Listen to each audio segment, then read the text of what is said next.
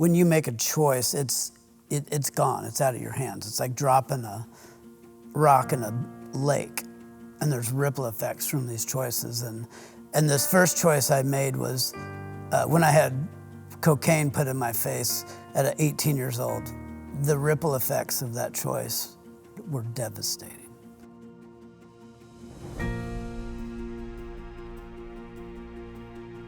So I remember every Saturday morning I woke up and my dad would scoot a chair next to the counter, and we would make pancakes and eggs on a griddle. But then when I was about 10, 11 years old, we definitely experienced some brokenness, and that became a broken home. You come home from school and your dad's there when he's not supposed to be there, and you have this life-changing conversation 2:45 in the afternoon at the dinner table as a family. And that scared boy and that loneliness definitely turned to anger. Eventually marijuana gets introduced, probably my senior year. I got introduced to and sought out LSD. There was this search, you know. There was a God-sized hole in my heart. And without God, we know it's a bottomless pit.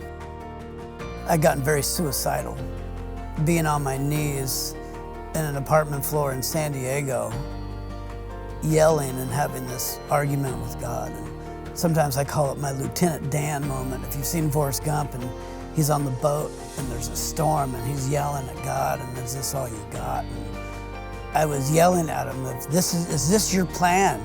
Is this your plan for me? My dog was laying on the foot of my bed and she woke up from a deep sleep and she just came and started kind of freaking out on me a little bit. It just broke me in that moment. Then you think about how much people love me and, you know, and would miss me, and realize what a mess I'd become. You know, I called my mom the next morning and I just said, I'm done. She answered, she said hello, and I said, I'm done. And she knew. A mom knows. And she didn't say anything else, but I'm on my way. A week later, I walked through the doors of San Diego Teen Challenge. I remember about 10 months into the program, I realized that I'd forgiven all these people that had done me wrong, but the person that I was struggling to forgive was me. That if Jesus lived in my heart, and I truly believe that he lives in my heart and dwells in me, and he has forgiven me, and he died on the cross for my sins, I don't have an option but to forgive myself.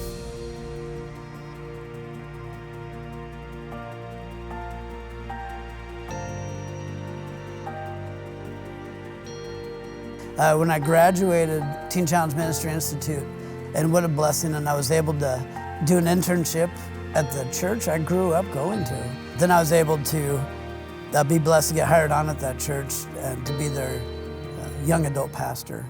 When I got out, I was able to really not only continue to work out in my spiritual life, but I was able to take care of myself better physically.